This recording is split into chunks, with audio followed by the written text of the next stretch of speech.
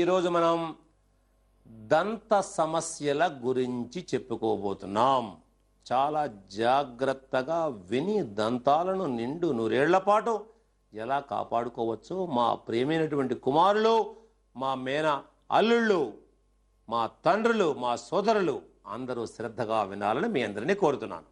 మన ఇంట్లో కానీ, ఇంటి పక్కల కానీ, ఇంటి ముందు కానీ, ఎక్కడైనా ఎవరినైనా మీరు అడగండి, నీ నోట్లో 32 పళ్ళు గట్టిగా ఉన్నాయా అని అడగండి. మీరు ఎవరైనా ఒక్కరైనా నాకు ఇంతవరకు ఒక్క పన్ను ఊడిపోలేదు, చాలా గట్టిగా ఉన్నాయి, ఎప్పుడు పండ్ల పోటు కూడా నా జీవితంలో తెలియదు అనే వాళ్ళు ఎవరైనా కనపడితే వాళ్లకు మనం చేతులకు సింహ తలాటాలు, ఈ కాళ్లకు గండ పెండేరాలు మనం తొడగవచ్చు. కానీ ఒక 30 ఏళ్ల ముందుకు పోతే 100కి 100 మందికి పళ్ళు గట్టిగా ఉన్నాయి. 100 ఏళ్ల వరకు ఒక పన్ను ఊడలేదు, బొక్క పడలేదు, పిప్పి పళ్ళు లేవు, చిగుళ్ళు పుచ్చిపోలేదు, నోట్లో రక్తము కారలేదు. గట్టిగా దారుఢ్యంగా తెల్లగా మిల్ల మిల్ల మిల్ల మెరుస్తూ ఉండే ఈ పళ్ళు.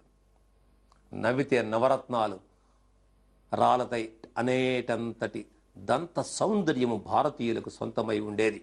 కానీ ఇవాళ భ్రష్ట సౌందర్యం, నోరు తెరిస్తే కంపు, దరిద్రం, దుర్గంధము, పళ్ళు పైకి ఒక పన్ను, కిందకు ఒక పన్ను, లోపలికి ఒక పన్ను, అడ్డంగా ఒక పన్ను, సగం ఇరిగిపోయి సగం ఓడిపోయి పైన పింగాణి పగిలిపోయి చిగుళ్ళ నుంచి రక్తము కారుతూ బొక్కలు పడిపోయి ఇలాంటి హేయమైనటువంటి దుస్థితి, బలహీనమైనటువంటి దంతాలు ఎందుకు తయారైనాయి?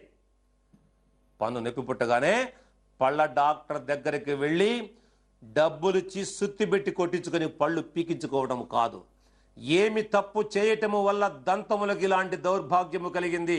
ఇంతకుముందు మన తాతకు, మన ముత్తాతకు, మన అవ్వకు, మన బామ్మకు, మన నాయనమ్మకు ఎందుకు 100 ఏళ్ల వరకు పండ్లు ఊడలేదు అని మనం ప్రశ్న వేసుకోవాలి. మన ఆయుర్వేద కుటుంబ సభ్యులందరి దంతాలు నిండు 100 ఏళ్ల పాటు దారుఢ్యంగా ఉండాలి అంటే ఈ ప్రశ్న వేసుకుని తీరాలి. మన సంప్రదాయకమైన, దేశీయమైన, గతములో మన పెద్దలు వాడినటువంటి పదార్థాలు మాత్రమే, ఆ చూర్ణాలు మాత్రమే, ఆ పుల్లలు మాత్రమే మన దంతాలను కాపాడగలవు. గాని ఏ విదేశీ శాస్త్రవేత్తలు రూపొందించామని చెప్పేటువంటి సైన్స్ అనే ముసుగు తొలగించినటువంటి ఏ పదార్థము మన పళ్ళను కాపాడలేదు. మనకు అవసరం లేదు. వాళ్ళకు అవసరం కావచ్చేమో. ఆ దేశాల్లో వేప చెట్లు ఉండవు, కానుగ చెట్లు ఉండవు, మామిడి చెట్లు ఉండవు, తుమ్మ చెట్లు ఉండవు, కాబట్టి వాళ్ళకు అవసరమేమో, మనకు అవసరం లేదు. ఇంటి ముందు, ఇంటి వెనుక, ఇంటి పక్కన, పొలాలలో, చేలలో, కొండలలో, గుట్టలలో, ప్రతి చోట మన పళ్ళను కాపాడేటువంటి దివ్యమైనటువంటి వృక్షాలు ఎదురుగా ఉన్నాయి. కాబట్టి మా ప్రియమైన బిడ్డలు చక్కగా వంట ఇంట్లో ఉండే దినుసులతోటి దంతాలను దృఢంగా మార్చుకున్న అద్భుతమైన, అతి సులువైనటువంటి అనుభవయోగం ఇప్పుడు మీ ముందుకు వస్తూ ఉంది. మీరు వినండి. నా పేరు సిహెచ్ విశ్వనాథ్ అండి, తణుకు, పశ్చిమ గోదావరి జిల్లా. నా దంతాలు పసుపుగాను పోటుగాను ఉండేవి. ఎన్ని పేస్టులు పడినా కూడా వాసన అనేది నాకు ఏం గుణంగా కనిపించలేదు. ఈ గురువుగారి పుస్తకం ద్వారా గురువుగారు దంతమంజరి చూసి నేను రాతి ఉప్పు, శుద్ధ మిరియాల పొడి ఇవన్నీ కలిపి తయారు చేసుకుని వాడగా నాకు 10 రోజుల్లోనే గుణం కనిపించింది. ఇప్పటివరకు ప్రస్తుతం కూడా వాడతాను, లైఫ్ లాంగ్ కూడా వాడతాను. ఇంకా ఆయుర్వేదం అని గురుగారు చెప్పినవన్నీ కూడా నేను తూచా తప్పకుండా పాటిస్తానని ఇందుమూలంగా తెలియజేస్తూ గురుగారికి నా కృతజ్ఞతలు తెలియజేసుకుంటున్నాను. విన్నారు కదా? శుద్ధ మిరియాలు, ఉప్పు, ఇంతేగా. శుద్ధ 50 గ్రాములు అనుకోండి, రాసుకోండి. శుద్ధ 50 గ్రాములు. శుద్ధ అంటే మనం నామంటాం, మనం ముగ్గు గీస్తామే, శుద్ధ పొడి, తెల్లపొడి, శుద్ధ పొడి. ఉప్పు 20 గ్రాములు, మిరియాల పొడి 20 గ్రాములు. ఈ 3 కలిపి పళ్ళు దోముకుంటాం. అంటే పళ్ళ సలుపులు, పోట్లు, ఈ చిగుళ్ళలోంచి రక్తం కారడం, పళ్ళ తీపులు, ఆ దరిద్రమైనటువంటి సమస్యలు మొత్తం సునాయాసముగా పోతాయి. ఎలా పోతాయి? చేత్తో బాగా రుద్ది వెంటనే కడగకుండా కనీసం ఒక అరగంట సేపు అలాగే ఉంచిన తరువాత అప్పుడు గోరువెచ్చని నీళ్లతో పుక్కిలించి దంతాలను శుభ్రం చేసుకుంటూ ఉండాలి. అన్నము తిన్న వెంటనే మంచినీళ్ళు తాగిలేసి వెళ్ళిపోతాం మనం. ఎవడు పుక్కిలిస్తాడు? నోట్లో ఇరుక్కొని ఉన్నాయి కదా, అన్నపు తాలూపు ముక్కలు ఇరుక్కున్నాయి, పళ్ళ సందుల్లో ఇరుక్కున్నాయి. వాటిని తీసేసుకోకపోతే అవి కుళ్ళిపోవి, అందులో పురుగు పుట్టదు. 10 లేక 12 సార్లు భోజనము తరువాత ఖచ్చితముగా నోరు పుక్కిలించి ఉయ్యాలి. ఉయ్యకపోతే నీ పళ్ళు రాలిపోవచ్చున్నవి. దంతములను ఎవడు బాగు చేయలేడో.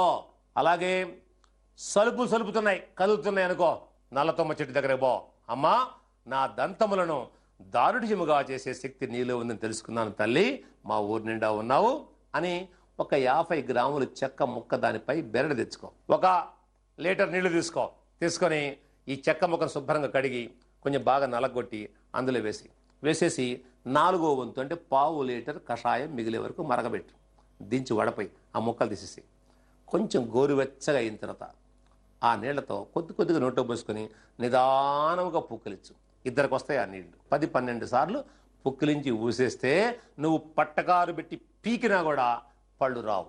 ఇలా మనము శ్రద్ధతో కాపాడుకోవాలి తప్ప అమెరికా వాడి మీదనో మరొక ఆస్ట్రేలియా వాడి మీదనో లండన్ వాడి మీదనో గనక ఆధారపడి వాళ్ళు తయారు చేసిన వస్తువులతో దంతాలు కాపాడుకుందాం అనుకుంటే అది భ్రమలో బ్రతకవద్దు.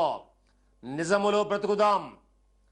నిజములో మన దేశీయ విజ్ఞానముతో మన స్వయం కృషితో మనము బాగుపడి మన దంతాలను గట్టిపరుచుకొని అందరికీ ఎలుగెత్తి చాటుదాం. నా తల్లి భారతి గొప్పది, నాకు కావాల్సిన మొత్తం నా దేశంలో నా ముందు ఉన్నాయి అని ఎలుగెత్తి గొంతు నరాలు చిట్లిపోయేటట్లుగా మనం చెప్పగలిగితేనే ఇవాళ జనంలో వినేటువంటి పరిస్థితి ఉందని మా ప్రియమైన బిడ్డలకు తెలియజేస్తూ ఇప్పుడు మనం వంటిల్లే వైద్య